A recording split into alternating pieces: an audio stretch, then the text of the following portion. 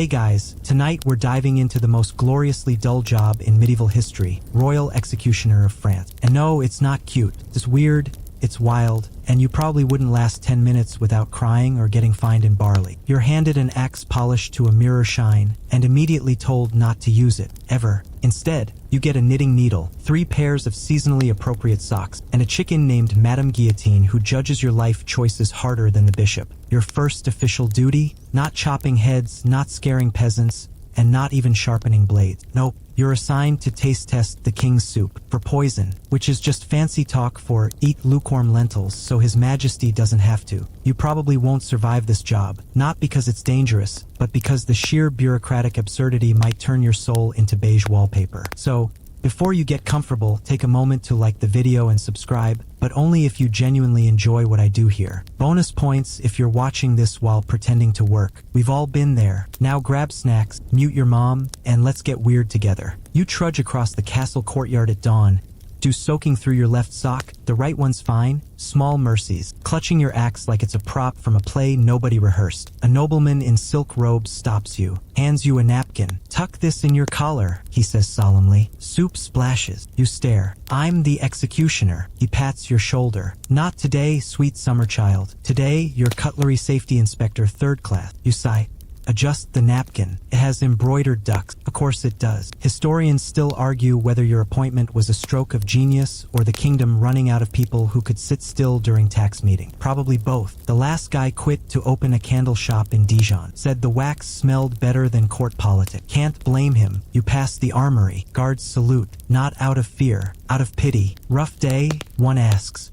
You shrug. Haven't executed anyone since Lent. He winces. Oof, that's gotta sting the ego. You show him your latest scarf, oatmeal-colored, duck pattern, extra-long fringe. Made this instead. He whistles. Respect. Your office? A closet off the east wing with 1 chair, 1 desk, 1 ledger titled Deaths Prevented, mostly by napping. Also 1 chicken. Madame Guillotine wandered in last Tuesday, pecked the inkwell, and claimed the windowsill as her throne. You didn't argue. She's better at paperwork than you are, mostly because she doesn't overthink the font. First order of business. Review today's possible executions. Scroll arrives, sealed with blue wax. You don't open it. Not yet. Ritual demands you sip cider first. Lukewarm. Tastes like apples and existential dread. You set it down. Stare at the scroll. Wonder if it's another horse thief. Or worse, someone who insulted the king's hat. The last time that happened, you staged a fake beheading. The crowd gasped. The priest yelled, "Stop!" Trumpets blared. Pardon issued. The offender cried. You yawned. Got promoted to Master of Delayed Outcomes. The title came with a plaque. You hung it crooked on purpose. Cook swings by, drops off a warm roll. For morale, she winks. You pocket it. It'll get squished. You don't care. Morale runs on carbs and quiet defiance. Outside, the minstrel starts tuning his lute. You groan. He's gonna sing the Ballad of the Bloody Blade again. You've corrected him 5 times. It's the Ballad of the Boring Blade. He ignores you.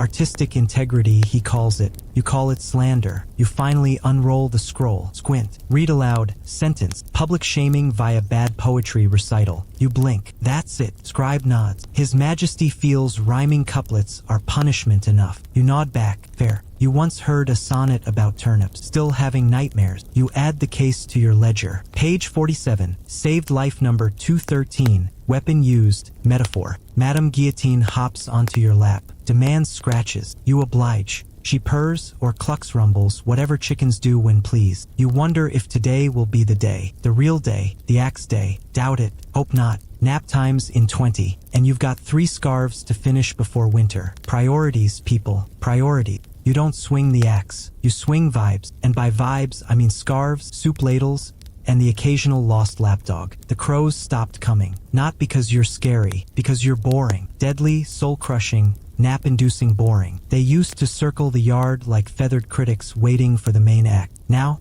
they're 2 streets over at the baker's, feasting on discarded crusts and gossiping about your latest knitting project. One tried dropping by last winter, landed on your shoulder while you were sweeping sawdust, for aesthetic purposes only. No blood has touched these stones since the Great Turnip Pardon of 37. You offered it a breadcrumb. It looked offended, flew off, probably told its murder crew you're not worth the flight. Can't blame them. Historians still argue whether your lack of executions was policy or personality. Did the king appoint you because you radiated calm like a sedated cat? Or did you slowly turn the role into a part-time librarian gig with an axe-shaped coat rack? Doesn't matter. Results are the same. Death sentences got downgraded to write 500 lines or donate a cow, sometimes both. The king prefers tax revenue over tombstone, keeps the peasants alive and the treasury less corpse-shaped. You stroll through market day like you own the place, because technically you do. Royal appointment grants you status. You could sit at the high table. You choose not to.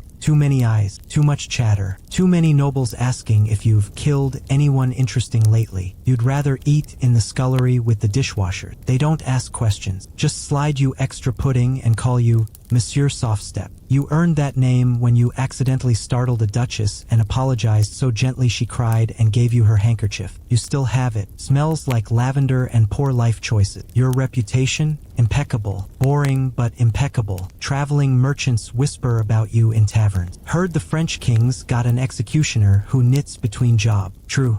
You do. Scarves, mostly. Gave one to the stable boy last frost season. He cried. Not because it was ugly, it was actually quite lovely, oatmeal colored with little duck patterns, but because no one had ever given him anything handmade before. You made another, for his sister, added flowers. She hugged you. You stood very still. Hugs are not in the job description. Even the prisoners like you, the ones who do end up in the yard, rare as hen's teeth, often ask for you by name. Is the quiet axe here? They'll say when the guards come to fetch them. If the answer's yes, they relax, sometimes smile. Once, a man sentenced for stealing a horse asked if you could delay things until after lunch. You agreed, ordered him rabbit stew. He ate every bite, then stood up, brushed off his pants and said, "All right, let's get this over with." You didn't chop his head off. King pardoned him mid-bite, said anyone who eats stew that neatly deserves a second chance. You kept the bowl. It's your favorite. You stop by the chapel, not to pray, to borrow candles. The altar boy knows you, slides you 3 without asking. For ambience, he winks. You use them to light your knitting corner. Also, sometimes during fake executions, which are more common than real ones. The king loves those. Great for scaring nobles who talk too much at dinner. You raise the axe. The crowd gasps. Priest shouts, "Stop." Trumpets blare. Pardon scroll unfurls. Everyone cries. You yawn, then go home and knit a hat. Madame Guillotine follows you everywhere now, even to the privy. You've stopped trying to shoo her. She's basically staff. Pay her in breadcrumbs and quiet companionship. Sometimes she sits on the execution block like it's a throne. You let her. Who are you to deny a chicken her moment of glory? Besides, she's more intimidating than you'll ever be. Yesterday,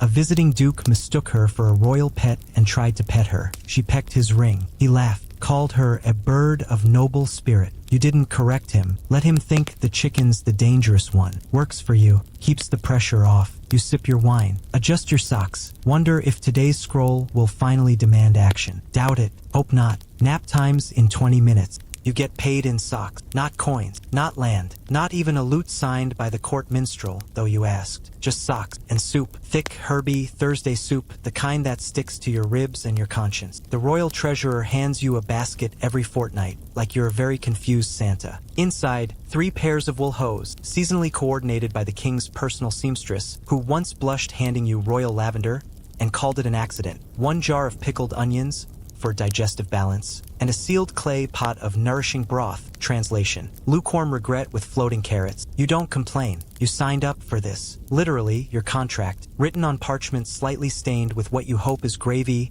lists garments suitable to station, and sustenance befitting dignity as your primary compensation. No mention of coin, no mention of glory, just socks and soup. The socks are nice though, finely woven, no holes, colors coordinated like you're part of a royal Pantone chart. You wore the lavender ones once, looked ridiculous, felt amazing. The peasants called you purple ankles for a week. You took it as a compliment. The soup, even better. Cook adds extra carrots when she knows you've had a long day, which, let's be honest, means any day someone even mentioned the word sentence within earshot. You eat it at your desk. Madame Guillotine steals crouton. You pretend not to notice. Teamwork. Historians still argue whether this was a budget cut disguised as tradition, or a genius psychological trick to keep you humble, loyal, and too comfortable to rebel. Probably both. Kings aren't stupid. They know if they pay you in gold, you might get ideas. Buy a horse. Hire a bard to sing ballads about your mercy. Start wearing capes. But socks? Soup? That's the currency of contentment. You're not building an empire. You're building a routine. A very soft, slightly onion-scented routine.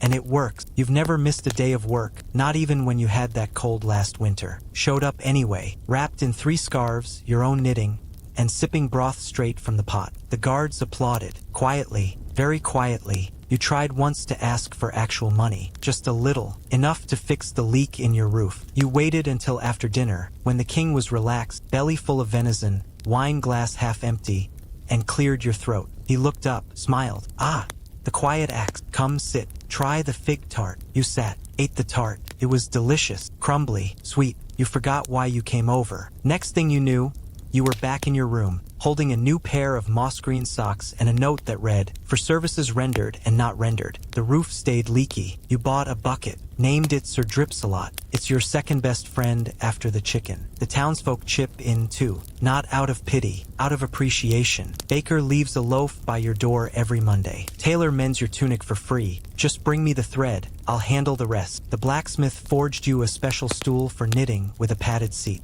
Armrests shaped like sleepy dragons. You cried when you saw it. Didn't tell him. Men don't cry over furniture, even dragon-shaped furniture. You left a scarf on his anvil the next day, crimson, with tiny horseshoes stitched along the edge. He wore it to church. Everyone clapped. You watched from the back pew, smiled into your soup flask. Even prisoners contribute. The ones who get pardoned always send gifts. A wooden comb. Poem about mercy. Once, a man who stole 6 chickens and got off with community clucking duty brought you a live hen, said she lays blue eggs. You named her Lady Amnesty. She and Madame Guillotine do not get along. Constant pecking, constant squawking. You built a fence. It didn't help. Now you referee poultry disputes before breakfast. It's oddly calming, like watching 2 grumpy librarians argue over book placement. You keep a ledger not of death, of socks. Page 1, beige, spring, mildish. Page 2, navy, winter, excellent toe warmth. Page 7, striped, unclear season, caused minor court scandal. Those were a mistake, too festive. The bishop raised an eyebrow. You retired them immediately. The soup gets rated 2. Thursday broth, carrot heavy, 8 out of 10. Leek surprise, too much surprise, 4 out of 10. You show the ratings to Cook. She takes notes. Last month's turnip triumph scored a perfect 10. There was dancing, well swaying. You swayed. Cook clapped. Madame Guillotine laid an egg in celebration. Or maybe a coincidence. Hard to tell with chickens. Sometimes foreign dignitaries visit. They expect gore, grandeur. A man cloaked in shadows, eyes burning with grim purpose. They find you, knitting, sipping soup, and discussing yarn weight with the Duchess. They blink twice. One ambassador asked if he was in the proper castle. You assured him he was. Offered him a scarf. He declined. Left quickly. Wrote home that France's executioner runs a charity knitting circle with occasional axe decor. The king laughed for an hour, gave you a bonus, 2 extra pairs of socks, and a tiny crown charm for Madame Guillotine's collar. She struts now, thinks she's royalty. Honestly, she's earned it. You stretch. Yawn. Check the scroll basket. Still empty. Good. Lunchtime soon. Maybe Cook made the barley stew. You hope so. You'll need the energy. Rumor says the Duke's nephew is in trouble again. Something about a stolen lute and a very angry minstrel. Might require your presence. Might need your axe. You may need to stand there looking mildly disappointed while the kid apologizes. You'll wear the beige socks. They're comforting and non-threatening. Perfect for juvenile delinquents and tense diplomatic moments. You pat Madame Guillotine. She clucks. All is well. All is boring. All is exactly as it should be. You once dropped to your knees in the middle of a state banquet, duck fat glistening on your chin, wine sloshing in your goblet, and begged the king with actual tears, or maybe it was onion soup steam, to never promote you. Not to be the grand marshal of morning beheading. Not to royal advisor of calm resolution. Not even to head of SOC logistics, which, honestly, sounds stressful. You want to stay, you. The quiet axe. The man who knits during court hearing. The guy who owns 2 chickens and a leaky bucket named Sir Dripsalot. Promotion means attention. Attention means expectations. Expectations means stress. Stress means bad knitting. And bad knitting? That's where empires crumble. The king nearly choked on his quail, dabbed his mouth with a silk napkin embroidered with tiny screaming peasants. Fashion is weird here. And looked around the table. All the dukes, bishops, and visiting counts leaned forward. This was better than the jester's new llama impression. You don't want advancement? The king asked, like you just refused cake. No, sire, you said. I like my stool. I like my soup. I like not having to talk to people unless they're holding yarn or crying. He laughed. So did everyone else. Then he clapped you on the shoulder and said, granted, you shall remain gloriously, stubbornly, boring forever. You bowed, went home, made yourself a scarf out of relief. It wasn't the first time you dodged a title. Last year, the bishop suggested naming you Keeper of Final Mercies. Sounded holy, sounded important, sounded like paperwork. You fake sneezed so hard you knocked over a candelabra. Meeting adjourned. Crisis avoided. Another time, the queen wanted to make you royal advisor for calm resolution. You accidentally spilled ink on the proposal. Twice, she gave up, started calling you Master Cozy. Instead, you didn't correct her. It's nice. Historians still argue whether your resistance to promotion was humble genius or pure self-preservation. Probably both. You know your limits. You're good at standing quietly in corners. Excellent at nodding solemnly while secretly counting ceiling tiles. Terrible at giving speeches, leading troops, or choosing between 2 equally fancy hats. Also, promotions usually come with fancier clothes. You hate fancy clothes. Too many buttons. Too much embroidery. Once,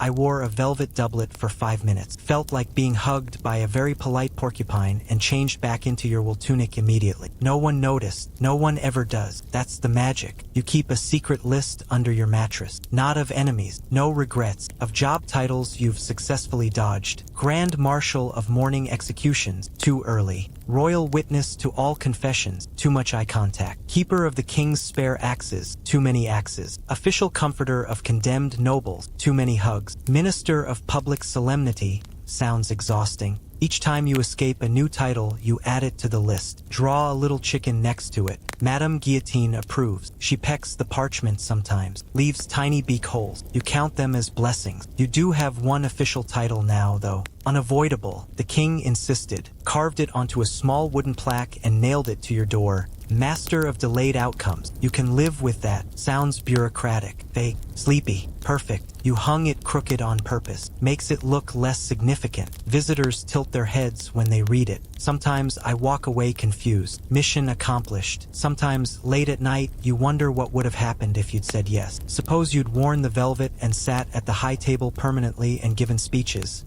Led procession. Maybe history would remember you. Statues, ballads, bad musicals. But then you picture it. The noise, the crowds, the expectation to smile on command, and you shudder. Pull your favorite oatmeal-colored scarf tighter. Whisper, nope. Madame Guillotine clucks in agreement. She knows. Comfort is currency. Quiet is power. Boredom? That's your legacy. And that's okay, more than fine. You sip cold soup straight from the jar. Adjust your socks. Check the scroll basket. Empty again. Good. Tomorrow, the Duke's nephew will show up. You'll stand. You'll hold the axe. You'll yawn at the right moment. He'll apologize. The king will pardon him. You'll go home. Knit a hat. Feed the chickens. Dodge another promotion. Same as always. Same as forever. And you wouldn't have it any other way. You get invited to royal dinners, not as a guest, not as staff, as ambience. The king calls it soothing present. The queen calls it emotional insulation. You call it free dessert with extra awkwardness. They seat you between the treasurer and the falconer, far enough from the king to avoid small talk, close enough that everyone can see you're not plotting anything, which you're not. You're mentally counting how many bites it'll take to finish your plum tart without seeming greedy. Spoiler 7. No one clinks glasses when you enter. No trumpets. Sometimes a page boy whispers, "He's here," and the table goes quiet for half a second. Then someone coughs. Conversation resumes. You sit,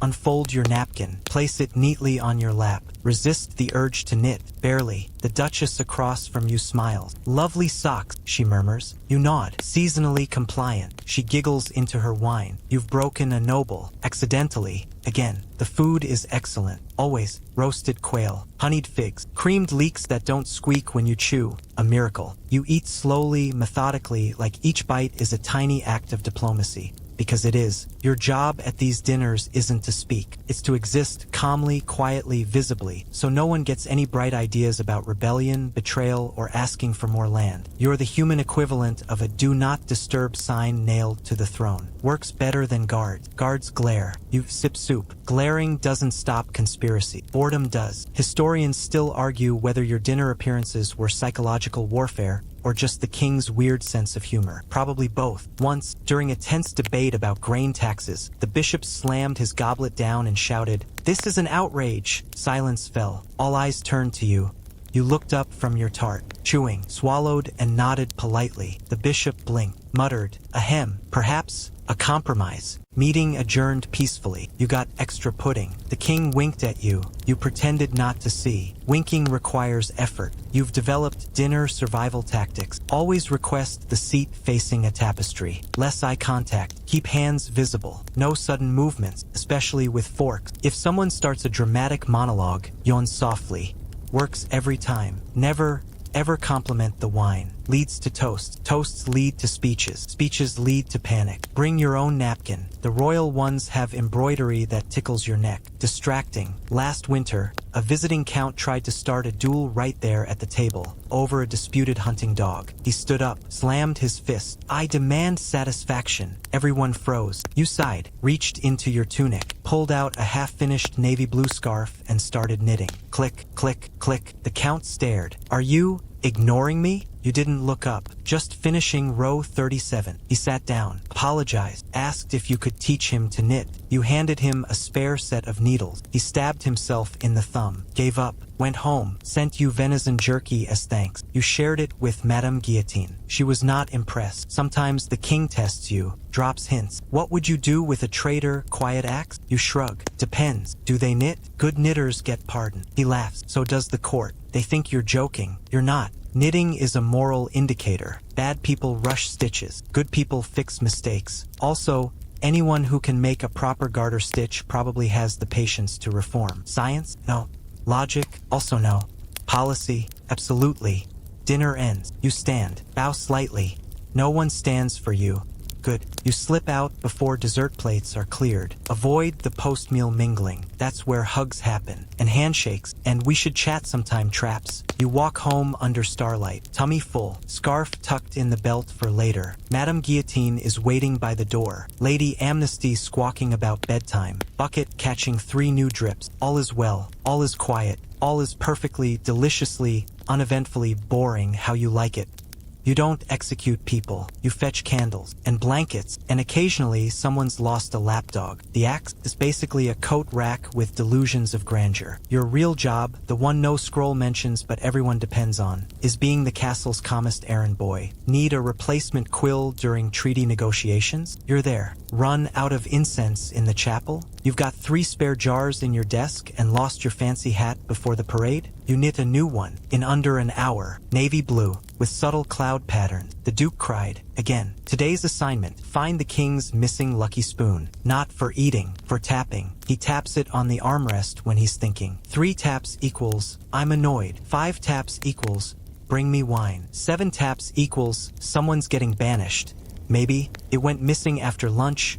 Panic level, mild hysteria. You stroll into the throne room like you're delivering laundry. Spot it immediately, stuck in a potted fern and probably flung there during a heated debate about turnip tariff. You pluck it out, wipe off the dirt, hand it back. The king taps it once. Translation: "Thank you. Also, stop looking so smug." You bow, exit. No fanfare. How do you like it? Historians still argue whether your role evolved into a palace handyperson because executions were rare, or because you were exceptionally skilled at finding things. Probably both. You have a knack. Lost rings? Found behind tapestries. Missing scrolls? Tucked under napping cats. Escaped songbirds? Lured back with crumbs and soft whistling. Once, the queen's favorite pearl earring vanished. You found it in the soup tureen. Cook was mortified. You didn't tell anyone. Just fished it out, polished it, and returned it quietly. She slipped you extra honey cakes for a month. Worth it. Your office doubles as lost and found. Drawer 1, stray buttons. Drawer 2,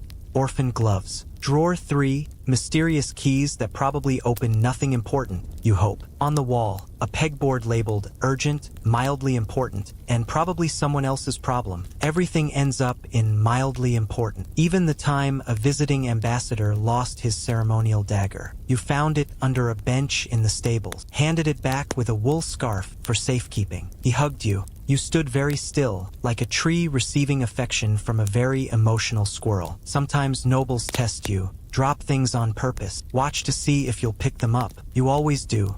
Not out of obedience, out of habit, and because bending over is easier than explaining why you didn't. One countess accidentally dropped her silk handkerchief right in front of you. You picked it up, folded it, and returned it. She smirked. "Do you fetch everything, executioner?" You nodded. "Only if it's lost, or on fire, or crying." She blinked, didn't ask follow-ups, started leaving small gifts on your desk. A ribbon, a spool of silver thread, tiny wooden chicken. You added it to Madame Guillotine's shrine. She pecked it approvingly. The prisoners love this part of your job too, especially the ones waiting for a pardon. "Can you find my lucky rabbit's foot?" one asked. You did under his mattress. He kissed it, got pardoned the next day. Coincidence? Maybe. But now every prisoner gives you a lucky item to safeguard. You keep them in a velvet pouch under your desk. Rabbit feet, pebbles, a child's drawing of a cow, one very confused-looking sock puppet. You return them upon release, sometimes with a new scarf for the road. They cry. You pretend not to notice. Crying is not in the job description. Neither is emotional support. Too bad. You're excellent at it. Even the guards rely on you. Lost their keys? You've got spares and are locked out of the barracks? You climb through the window quietly. Need someone to hold their helmet while they scratch an itch? You're there. Patient, silent, slightly bored. They call you the finder. Not to your face. To your face, it's always Sir or Master Quiet. Behind your back, the finder. You don't mind. Better than the chopper or Mr. Bloodspatter. You sip lukewarm cider. Adjust your socks. Wonder if today's scroll will finally demand something violent. Doubt it. More likely, someone lost their favorite quill again. Or the minstrel misplaced his lute. Again, you stretch. Yawn.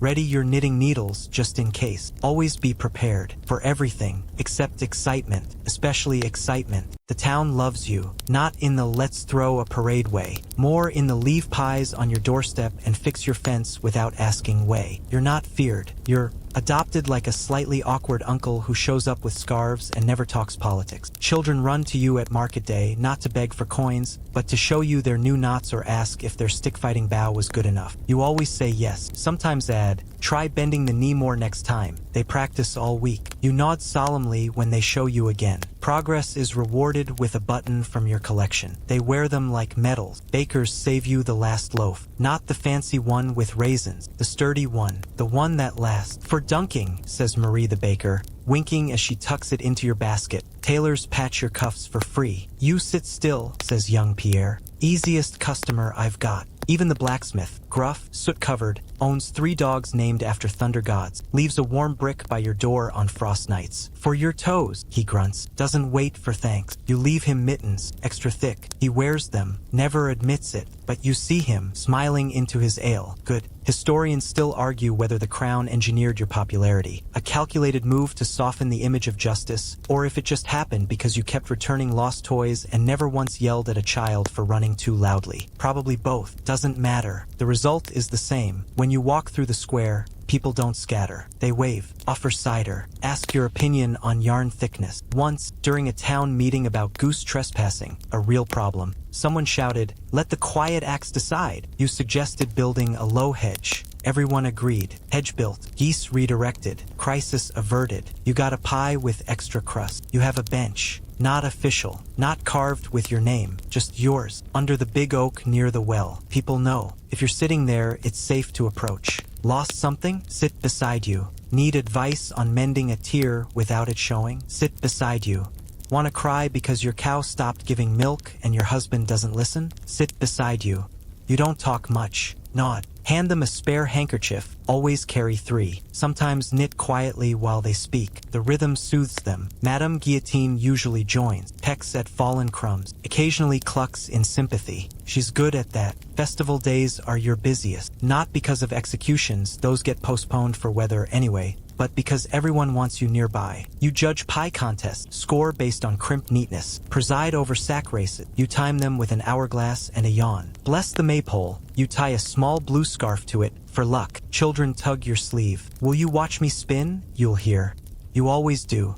Clap softly when they finish. They beam, run off, come back later with a dandelion. For you, you tuck it behind your ear, wear it all day. No one laughs. They've learned. Even the town drunks treat you with reverence, not fear. Reverence. Old Jacques, who sings sea shanties to chickens, once slurred, "You're the only axeman I'd let trim my beard." You didn't, but you brought him soup the next morning. He cried into the bowl. Now he saves you the best gossip. The miller's wife bought purple thread. Scandalous. You file it away. It may be helpful, or not. Either way, you listen. Jacques feels important. You feel useful in a quiet, non-lethal way. When travelers pass through and ask, "Where's the executioner?" townsfolk point vaguely toward the castle, then quickly add, "But don't bother him. He's probably knitting." One merchant asked if you were dangerous. The baker laughed. "Only if you insult his sock." The merchant left confused. Bought 3 scarves on the way out. You found them later, hanging on the execution block for display. You took them home, re-gifted them to orphans. Everyone wins. Rainy days are your favorite. Fewer people are out,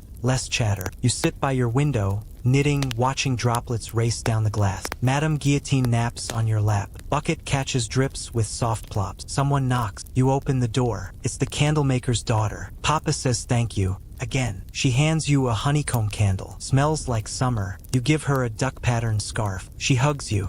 Doesn't let go for 5 whole seconds. You count them. 1, 2, 3, 4, 5. Then she skips off. You close the door. Light the candle. Adjust your socks. Smile. Just a little. No one sees. Good. Smiling is exhausting, but sometimes it's worth it. You knit hats, not as a hobby, as a side hustle, a quiet, woolly rebellion against your job description. Every hat you make has a story. The oatmeal one with ducklings, for the stable boy who cried when his pony got sick. The navy blue with cloud swirls, for the duke who kept trying to start duels. The bright yellow with floppy ears, for Lady Amnesty. She wears it sideways, looks ridiculous, refuses to take it off. You don't argue. Chickens have rights too. Your needles click like a metronome set to nap time. You knit everywhere. In court, at dinners, during fake executions, even once while standing guard outside the Queen's privy. She asked for something calming to listen to. No one stops you. They've learned. Knitting means you're paying attention. Stopping means something's wrong. Once, during a debate about salt taxes, you paused mid-row. The room went silent. The treasurer whispered, Is it bad?" You shook your head. "Just dropped a stitch." Collective sigh. Debate resumed. Crisis avoided. Again. Historians still argue whether your knitting was a psychological tool, a way to disarm tension, or just you refusing to sit idle during long meetings where nobles argued about napkin folds. Probably both. Doesn't matter. The hats work. Nobles wear them in private. Guards sneak them under their helmet. Even the bishop owns one moss green extra-long tassel. Claims it's for charity. You saw him wearing it while pruning roses. Didn't say anything. He left you a jar of quince jam. You shared it with Madame Guillotine. She liked the seeds. You keep a secret ledger, not of death, of stitches. Page 1. Duck hat, 372 stitches. Stable boy smiled. Page 5. Cloud scarf, 891 stitches. Duke apologized to servant. Page 12. Earflap monstrosity, 1,204 stitches. Lady Amnesty clucked proudly. Each finished piece gets a tiny wooden tag tied to the yarn ball, worn by name. Mood improved. You don't show anyone the ledger. It's yours. You're proof that softness changes things. Quietly, slowly, stitch by stitch. Sometimes people commission pieces, not with money, with favors. The cook wants a potholder that won't catch fire. You make her 3. In return, she adds extra butter to your soup. The squire needs fingerless gloves for sword practice. You knit him a pair with reinforced palms. He stops dropping his blade. Promoted to shield bearer. Brings you apple tarts every Tuesday. The minstrel loses his lute pick weekly. You crochet him a chain to tie to his belt. He hasn't lost one since. Writes songs about you now. You pretend not to hear them. One mentions the axe that knits mercy. You cringed. Then I secretly liked it. Winter is your busiest season. Everyone wants warmth. You stay up late. Needles clicking. Fire crackling. Bucket catching drips. Madame Guillotine is napping on your feet. You make hats for orphans. Scarves for widows. Mittens for messenger boys. Never charge. just ask for stories in return. The orphan girl tells you about her dream of owning a goat. You knit her a goat-shaped pouch. She hugs it every night, sleeps better. You count that as a win. Better than chopping heads. Way better. Even prisoners request commissions. Can you make my daughter a rabbit? One asked. You crocheted a floppy-eared bunny. Gave it to him the morning of his pardon. He cried into its yarn belly. His daughter squealed when she got it. You heard later that she sleeps with it every night. You made another just in case. Please keep it in your desk. Label, for next crying dad. Spring comes. Hats get lighter. Pastels. Floral borders. You make sun hats for gardeners. Breathable beanies for falconers. Even a tiny bonnet for the castle's newest puppy. The king sees it. Raises an eyebrow. That's excessive. You shrug. Puppies get sunburned too. He laughs. Orders you to make one for his favorite hunting dog. You do. At Antlers, the dog looks confused. Wears it anyway. Becomes a legend. You go back to your stool. Pick up your needles. Start row 1 of hat number 217. No fanfare. No fame. Just wool. Just warmth. Just you turning dread into comfort 1 stitch at a time. Rebels hope you show up. Not because they want to die. Because if you're the one holding the axe, they probably won't. You're not a symbol of fear. You're a walking pardon button in socks. Prisoners whisper your name like a prayer. If the quiet axe comes, we live. And more often than not, they're right. You don't swing blades. You swing mercy. Gently. Slowly. Usually, while knitting. You arrive at the prison yard, not with trumpets or torches, but with a basket. Inside, warm rolls, clean handkerchiefs, and 3 scarves, just in case. The guards salute, not out of rank, out of relief. Thank the stars it's you, mutters Captain Renard. Last time it was Baron Loudsword. The man cried when he signed the order, then cried again after. Messy. You nod. Unwrap a roll. Offer half. He takes it. Chews gratefully. You both know what's coming. Or rather, what's not. The prisoner, young, trembling, accused of stealing a horse, again, sees you and sags against the wall. Not in despair. In relief. He breathes. I'm saved. You don't promise anything. Just sit on your stool. Pull out navy blue yarn. Start row 12 of a new scarf. Click, click, click. The sound calms him. Calms everyone. Even the priest stops fidgeting with his beads. Historians still argue whether your presence psychologically disarmed tension, or if kings just knew assigning you meant fewer funerals and more tax-paying citizens. Probably both. Either way, you're the safest man in the kingdom to stand beside when doom knocks. You don't speak much during these moments. No grand speeches. No moral lectures. Just quiet questions. Did you feed the horse? Yes, sir. Name? Biscuit. You pause knitting. Look up. Good name. He smiles. Weakly. You go back to stitching. The king's messenger arrives, unrolls the scroll, clears throat. Everyone holds their breath. You keep knitting. The messenger glances at you, sighs. By order of His Majesty, community stable duty. 6 months, and no more stealing biscuits. The prisoner sobs, hugs his knees. You finish the row. Hand him the scarf. For chilly mornings, he wraps it around his neck. Doesn't take it off for a year. Even real rebels, the angry ones, the banner wavers, the down with the crown shouters, soften when you appear. One stood chained, shouting curses, spitting at guards. Saw you, stopped mid-sentence. You nodded, pulled out gray yarn and started a new hat. He watched, swallowed, whispered, "Will you make something for my sister?" You nodded again. He sat down, quietly, didn't shout again, got sentenced to library duty. Reads poetry now, sends you book recommendations. You pretend to read them. Actually, use them as yarn bobbin stands. He doesn't need to know. Sometimes you stretch the moment. On purpose. Knit slower. Ask for more soup. Pretend to misread the scroll. Once you accidentally dropped the pardon into a puddle. Made the scribe rewrite it. Bought the prisoner 3 extra hours of life. He used them to write a letter to his mother. You delivered it yourself. She baked you a cake, shaped like a knitting needle. You kept a slice in your desk. For morale, Madame Guillotine accompanies you sometimes, struts into the yard like she owns it, pecks at stray straw, sits on the block like it's her throne. Prisoners find it funny, laugh, tension breaks. You don't explain. Let them think the chicken's in charge. Easier that way.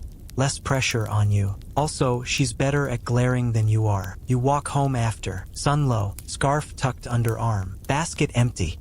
Heart full, not with pride, with quiet satisfaction, like a baker who pulled off a perfect loaf. No applause, no parades, just the soft cluck of a chicken, the squeak of your stool, and the knowledge that today, again you turned an ending into a beginning, all without lifting the axe. Just your needles, your socks, your stubborn, glorious, boring refusal to be anything but kind. Retirement comes with a pension, not in coins, not in land, in socks and soup. For life, the king cried, not fake courtly tears, real snotty, I am going to miss you sobs. You stood there, oatmeal scarf around your neck, Madame Guillotine pecking at his royal slipper, and patted his shoulder. There, you murmured. You'll find someone else to knit for you. He hiccuped. No one knits like you. True. You taught the new guy. He dropped stitches, panicked, asked for diagrams. You left him a manual, illustrated, with chicken footnotes, courtesy of Lady Amnesty. They threw you a party. Not loud, not flashy, just warm. Townsfolk brought pies. Nobles brought yarn. The bishop gave you a hat, extra large,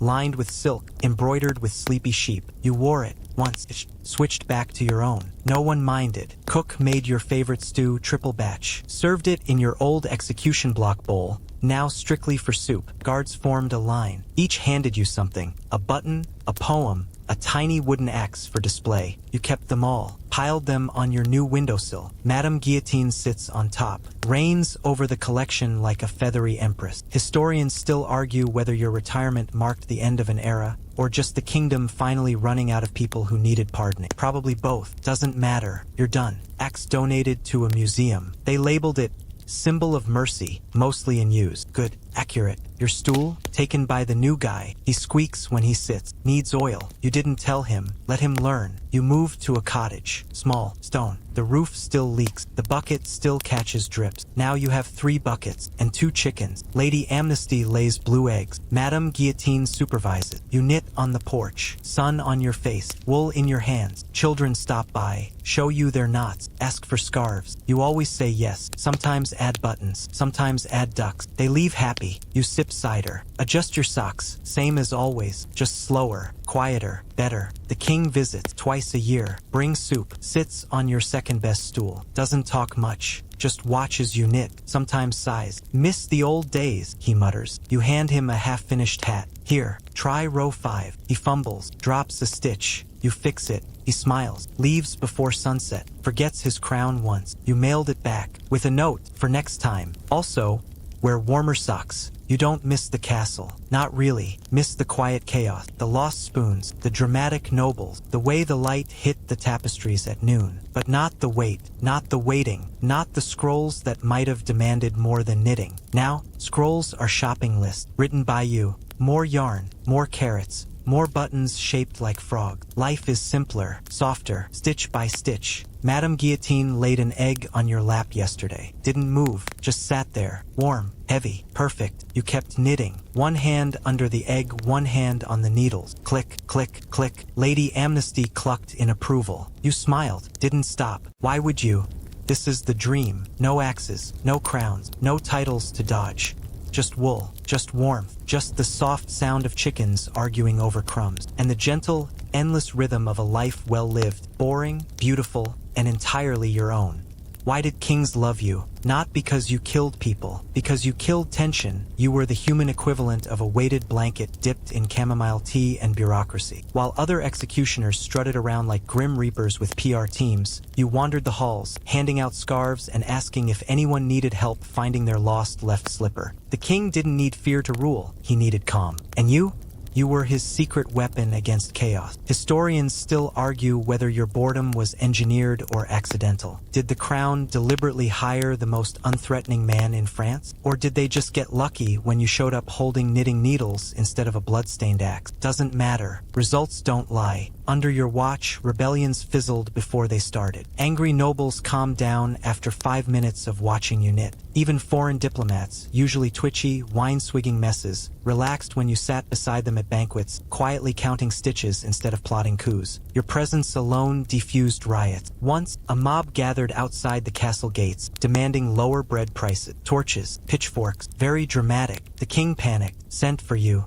You arrived carrying a basket of warm rolls from Marie the baker, always prepared, and wearing your beige socks, non-threatening palette. Didn't say a word, just sat on the steps, started knitting a hat. Click, click, click. The crowd quieted. One man dropped his pitchfork. Is that Oatmeal wool? He asked. You nodded. With duckling. He sighed. My daughter loves ducks. Next thing you knew, you were taking hat orders. Mob disbanded. Bread prices are unchanged. Peace restored. All without a single raised voice, except the guy yelling about ribbed cuffs. You became a political tool without even trying. Ambassadors brought complaints. You handed them scarves. Nobles plotted treason. You yawned during their speeches. Peasants rioted over taxes. You showed up with soup. It wasn't a strategy. It was instinct. You didn't solve problems. You softened them until they dissolved like sugar in warm cider. The king called it the quiet method. You called it not wanting to deal with loud people before lunch. Even war was affected. When border skirmishes flared up, the king sent you as special envoy of calm resolution. You arrived at enemy camps bearing mittens, sat by their fires, knitted quietly and asked about their mothers. Within a week, they were trading wool patterns instead of arrows. One general wrote home, "Cannot fight a man who gifted my son a bunny-shaped pouch. Also, his chicken judges us hard." The court scribes tried to document your methods, failed. Too many notes said things like, sat quietly, nodded, offered baked good. Chicken intervened. No one could replicate it. Turns out, boring is a superpower, but only if you're authentically, gloriously, unapologetically dull. The new executioner tried copying you, bought yarn, sat on a stool, looked serious, lasted 3 days, got booed out of a village for trying too hard. You sent him a sympathy scarf. He cried into it, still using it. You didn't just delay executions. You delayed panic, delayed rage, delayed bad decisions made in haste. Kings didn't love you because you were efficient. They loved you because you made ruling easier. Less screaming, less stabbing, more napping, more knitting, more mismatched socks. In a world built on drama, you were the pause button. And everyone, peasants, priests, even pigeons, pressed it gratefully. Madame Guillotine wasn't just a chicken. She was co-executioner, chief morale officer, feathered overlord of the courtyard. You didn't promote her. She promoted herself by pecking the last guy's shoe until he quit and opening a candle shop in Dijon. The moment she strutted into your office, hopped onto the ledger, and pooped on death warrant number 3, you knew. This bird runs things now. Historians still argue whether she was a trained psychological asset or just a very opinionated poultry with excellent timing. Probably both. She had instinct. If a prisoner was lying, she'd stare, hard, unblinking. They'd crack, confess to stealing turnips they didn't even want. If a noble was being extra pompous during court, she'd squawk mid-sentence. Everyone laughed. Tension broken. Meeting adjourned. Efficiency increased by 40%. Estimated. She had rituals. Every morning, she inspected the axe, pecked it twice. Approval granted. If it was dusty, disapproving cluck. You wiped it down immediately. During fake executions, her favorite theater, she'd perch on the block like a tiny, feathered judge. Sometimes, she flaps her wings dramatically when the pardon scroll unfurled. The crowd went wild, called her the Mercy Hen. Merchants sold bootleg figurines. You bought one. Please put it on your desk. Madame Guillotine pecked its head off. Message received. She ran the prison visits, too. Prisoners would beg for mercy. You'd knit. She'd stare. 80% of the time, the starting worked better than your yarn. One rebel leader, big beard, louder voice, claimed he feared no man nor God. Locked eyes with her. Lasted 7 seconds. Then whispered, "Can I pet her?" You shook your head. He sighed. "Fine, I'll confess. But only if she clucks once." She did. He cried. Got community garden duty. Now grows prize-winning zucchini. Sends you jars every harvest. Even foreign dignitaries bowed to her. One ambassador tried to present his credentials while ignoring her. Big mistake. She flew onto the table, pecked his seal twice. He apologized, offered her a crumb. She accepted. Diplomatic relations saved. The king later said, "That chicken negotiates better than my chancellor." You didn't correct him. Let him think you trained her. Secretly, she trained you. She had a nemesis, Lady Amnesty. The reformed chicken thief gifted the blue egg-laying hen. Their feud was legendary. Food bowl wars, perch thefts, midday squawking battles that sounded like two librarians arguing over overdue scrolls. You referred, mostly by dropping yarn scraps between them. Temporary truce achieved until next Tuesday. When you retired, Madame Guillotine refused to leave the castle, marched back 3 times. Guards tried blocking her. She flew over. Scribes tried bribing her with grain. She knocked over inkwells. Finally, the king declared her royal keeper of quiet outcomes, honorary, gave her a tiny velvet cushion by the throne. She accepted, still shows up at meetings, still judges liars, still pecks diplomats who talk too much. You visit sometimes, bring her mealworms. She allows you to scratch her neck, doesn't cluck, just blinks slowly. Translation: you did okay, human. Don't mess it up. You nod. Leave a scarf on her cushion. Navy blue, with tiny axe patterns. She sits on it. Reigns, rules, remembers, and somewhere, in some dusty court archive, there's a scroll that lists her official title right under yours. Co-master of delayed outcomes. Feathers required. Fake executions were the hottest show in medieval France. Forget jousting. Forget minstrels singing off-key ballads about turnips. The real entertainment? Watching you raise the axe, then lower it while a priest yells, "Stop!" and a scribe unfurls a pardon scroll like it's the season finale of a royal soap opera. Crowds packed the yard. Kids sat on shoulders. Vendors sold roasted chestnuts, and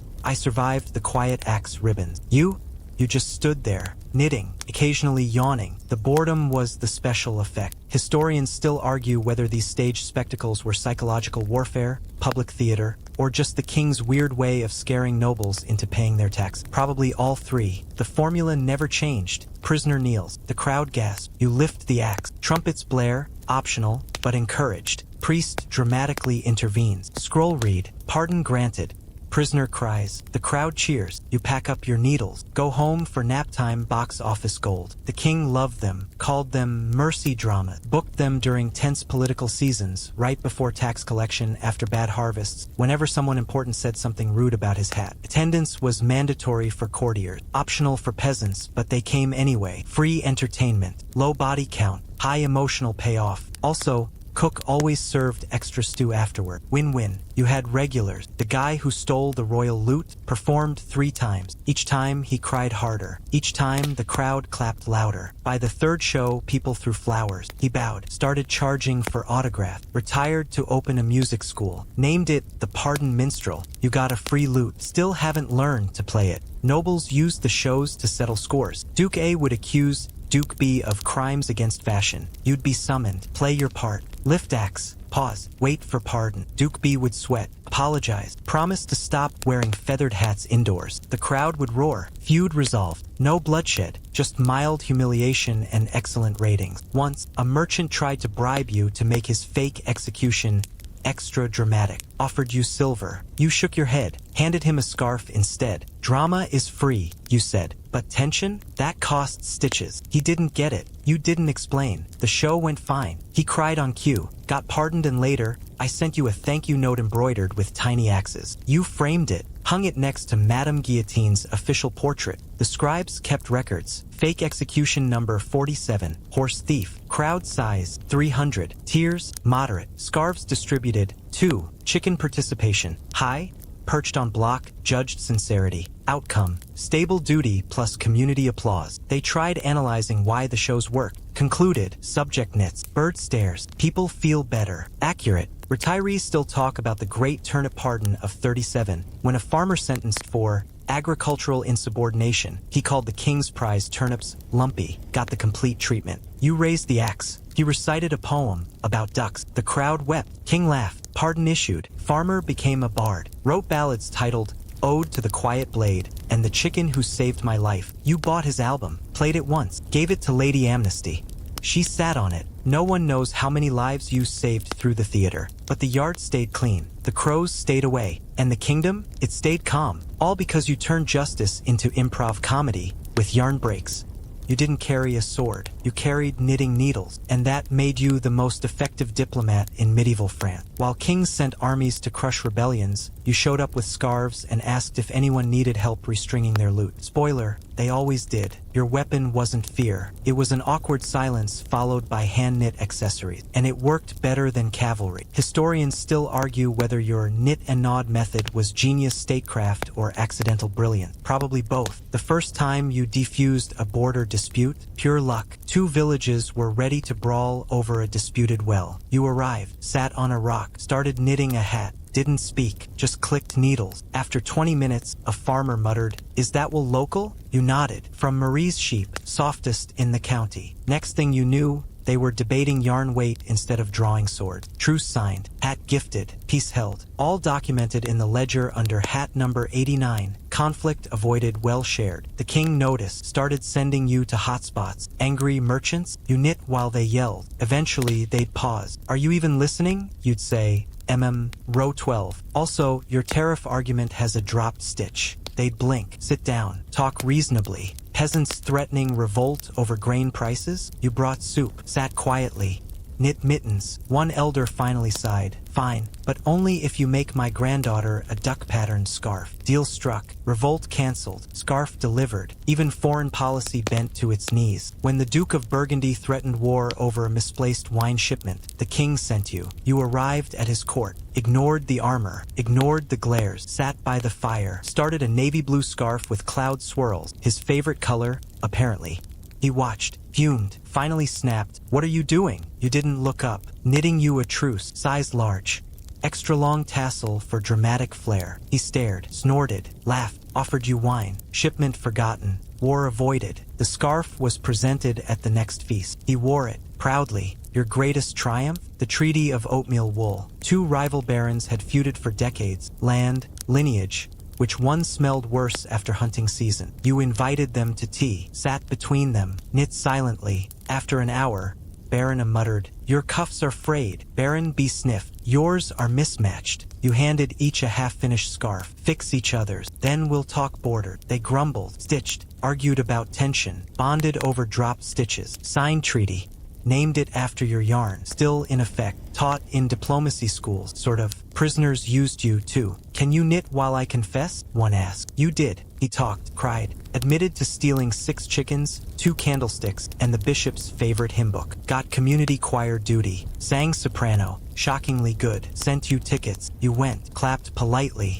Left early. Nap time. You never meant to invent conflict resolution. You just hated loud noises and wanted to finish your project. But in a world obsessed with blades and blood, you proved something radical. Sometimes, the sharpest tool isn't steel, it's wool. And the strongest power isn't fear. It's the ability to sit quietly while someone else figures out they don't actually want to fight. Also, scarves make great white flag. Just saying. History forgot you. And honestly, that was the point. While other executioners got ballads, statues, and dramatic oil paintings where they're standing over piles of skulls, weird flex, you got a slightly crooked plaque that read Master of Delayed Outcomes, and a chicken who still runs the castle courtyard. No one carved your face into marble. No bard sang of your axe swings, mainly because there weren't any. Your legacy wasn't written in blood. It was stitched in wool, whispered in yawns, and clucked approvingly by a bird with better PR than the king. Historians still argue whether you were a genius or just lucky. Did you reshape justice through radical boredom? Or did you stumble into the world's coziest bureaucratic loophole? Doesn't matter. The results are etched into the kingdom's bones. Fewer graves, more scarves, calmer courtrooms, happier chickens. You didn't change history with speeches or swords. You changed it by refusing to participate in its drama. While empires rose and fell on rage and revenge, you built a quieter revolution. One knit stitch, one misplaced spoon, one fake execution at a time. The new executioner tried to copy you. Bought yarn, sat on a stool, looked serene, lasted 3 days, got booed out of a village for trying too hard, sent you a tear-stained letter. You replied with a scarf, navy blue, extra long fringe, label, or next existential crisis. He framed it, still uses it as a desk mat. Progress. Kings came and went. Wars flared and faded. Taxes rose. Hats have gotten sillier. But your methods, they lingered. The quiet method became shorthand for de-escalation. Diplomats still say, let's knit this out when talks get tense. Peasants still leave scarves on the old execution block for luck. Madame Guillotine, still on her velvet cushion by the throne. Still pecking diplomats who interrupt. Still ruling with feathers and side-eye. You visit sometimes. Cottage life suits you. The roof still leaks. Buckets still catch drips. Lady Amnesty lays blue eggs. Children still bring you knots to judge. You sip cider. Adjust your socks. Knit slowly. Same as always. Just quieter. Softer. Better. They say power corrupts. Maybe. But boredom? Boredom heals. You proved that mercy doesn't need grand gestures. It requires warm rolls, mismatched socks, and the patience to finish row 37 before making a decision. You didn't save lives with speeches. You saved them by showing up, calm, quiet, slightly itchy from wool, and letting the world exhale around you. So history forgot your name. Good. You never wanted it remembered. You wanted the crows to leave. The prisoners are to breathe. The nobles are to stop yelling. And you?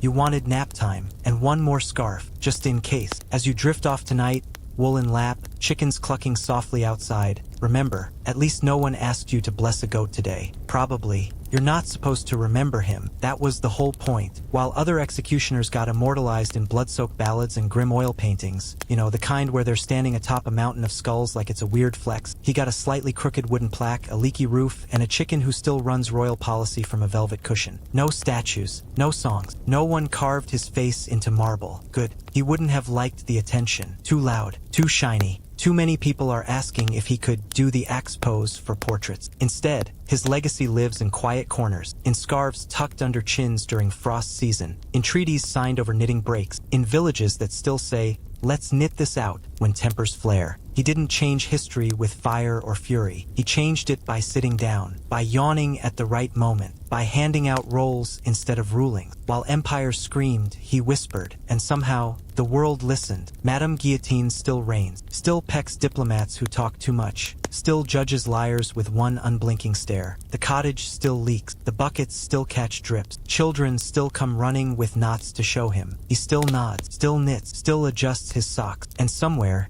deep in the castle archives, buried under scrolls about grain tariffs and hat regulations, there's a single line scribbled in fading ink. He made mercy boring, and that's why it worked. So as you close your eyes tonight, will soft in your hands, chickens softly clucking outside, cider cup half empty beside you, remember, peace doesn't always roar. Sometimes it clicks, like knitting needles, slow, steady, safe. And if you hear a faint cluck from the corner, don't worry, she's just making sure you're behaving. Sweet dreams.